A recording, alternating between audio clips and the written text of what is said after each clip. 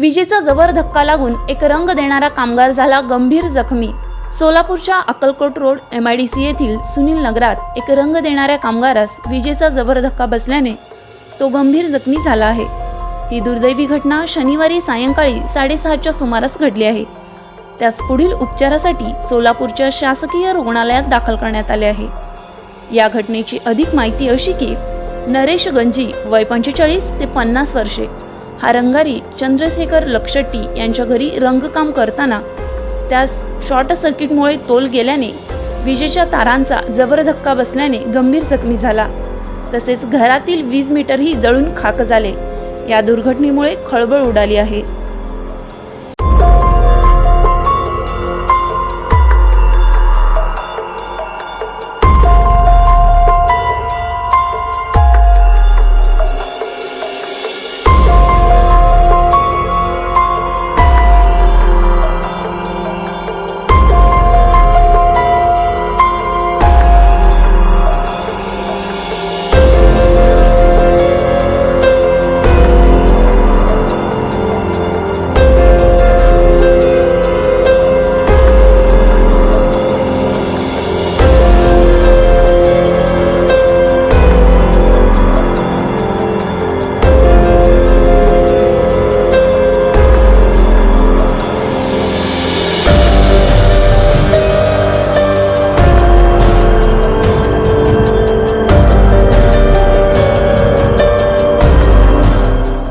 मध्ये पण असंच झाले, माणसं वाजताच गेले हे वायरसाठी आता लाईट शॉर्ट आताच नाही, आजचं नाही।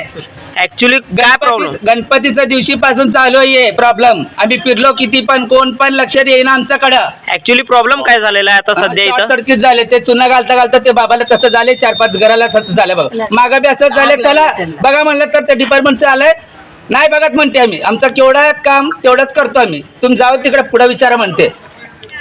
मग आमचं काय तर जीव गेलं तरच करणार का तुम्ही? असं तुम्ही प्रॉब्लेम असला तर तुम्ही येणार नाही का? अगोदर कोणाला भेटला होता तुमच्याकडे? अगोदर कोणाला भेटला होता सांगा। अगोदर कोणाला भेटलो तुम्ही या संदर्भात, लाईटीच्या संदर्भात? 2-3 वेळा इथंच गेलतो लाईट कडेच। ते कोण नाव माहित नाही आम्ही, आम्हाला तर 4-5 वर्षाला एकदा काम लागतं आम्हाला। कधी काही प्रॉब्लेम येत नाही असला, आलं की तर जीवासाठीच येते। आलं किती आपल्याला आम्हाला लहान लेकर आहे घरात, एवढं असा आग आल्या घरात, आम्हाला भीती वाटायला असतं। जीव गेला तरच येतो का तुम्ही सांगा? कोण माटलाडू लोक गणपतीची पावसाच्या दिवशी आहे, आजचं नाही। आता गणपती पण आले, 6 महिना वाजून गेले। आता अडचण म्हटले तर इथं लाईटीचं अडचण म्हणतो, मेंबर असू दे, ते डिपार्टमेंट कोण तर असू दे, आम्ही काय म्हणिना, आमचा जीव आजचा आम्हाला चांगला बघा, आमच्या गल्लीवर लक्ष ठेवा, नाही तर आमचं तोंड लय घाण येतं बघ। शिवाय सांगतो मी रहिवाशी आहे, सध्या 12 ते 13 वर्ष झाले आणि या वायरीचा प्रॉब्लेम पावसाळ्यात तर लई प्रॉब्लेम देत। आणि हे ST लाईन आहे, एक हाईट तर कमी आहे, प्रत्येक घराचं एकदम 2 ते 3 फुटाचं अंतरावर आहे। ते वायर आम्हाला थोडं ते धोका कमी होण्यासारखं काय करता तुम्ही करून द्या आम्हाला, नाही तर आज तर ते माणसाला ते कलर देताना शॉर्ट लागलेला आहे।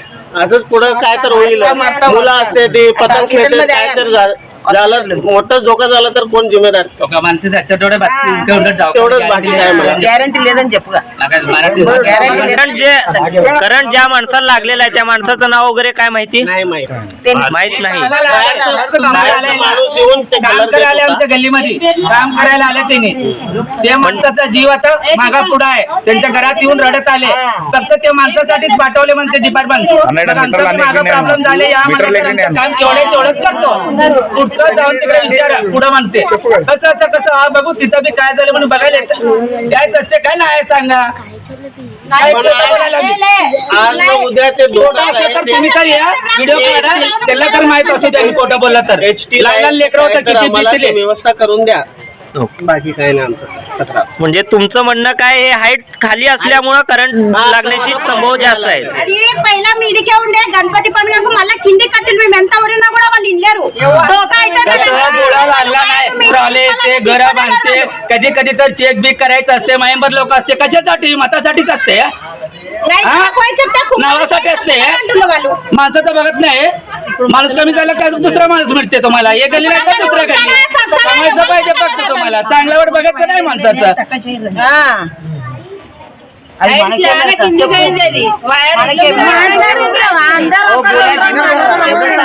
जास्त वोल्टचे जे वायर आहे ते कमी करायला सांगा. आणि पत्र्याचे घर आहेत, वाऱ्याने घरावर पडलं तर सगळ्यांना शॉक सर्किट होणार आहे ना. त्याची तुम्ही काळजी घ्या. त्याच्यावर घेऊन इथलं वायरचं जे आहे ते तुम्ही विचार करून व्यवस्था करा. त्याची उंची तरी वाढवा किंवा ते जे जास्त वोल्टचे आहे ते अंडरग्राउंड करा सरळ धोका नाही. नाहीतर सरळ मेन रोडला घाला. ते काहीतरी करा त्याचं विल्हेवाट. या याच्यातून या एरियातून ते जास्त वोल्टचे जे आहे ते वायर कमी करा. स्लॅब घातला वर चढायला पण आम्हाला येत नाही. ते वरच जात नाही आम्ही. हा ते बांधून काय उपयोग हे वायर असले तर हा वर गेले तर काय वाढत होते असं भीती वाटते आम्हाला सगळ्यांना. हा इथं सर्वांचा जीव धोक्याचाच आहे. आता 2 वर्ष झाले बघा गणपती मुलांना तर गेल्या वरती जायलाच देत वर्षापासून नाही आहे. आम्ही. बघा काय करता. ते व्हिडिओ इलेक्ट्रो 2024 आता तुमची प्रतीक्षा संपली.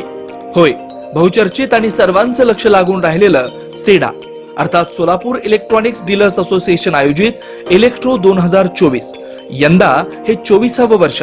बुधवार 24 जानेवारी ते मंगळवार 30 जानेवारी 2024 पर्यंत भव्य इलेक्ट्रो प्रदर्शन मरियाई चौक इंद्रधनू जवळ विष्णू मिल कंपाऊंडच्या भव्य मैदानात.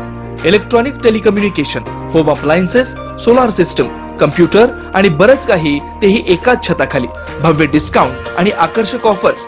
दररोज लकी ड्रॉ, शेवटच्या दिवशी बंपर ड्रॉ. दररोज दुपारी 4 ते रात्री 9:30 पर्यंत, तर रविवारी सकाळी 11 ते रात्री 9:30 पर्यंत. आपल्या मनपसंत वस्तू खरेदीसाठी इलेक्ट्रो 2024 मध्ये अवश्य भेट द्या.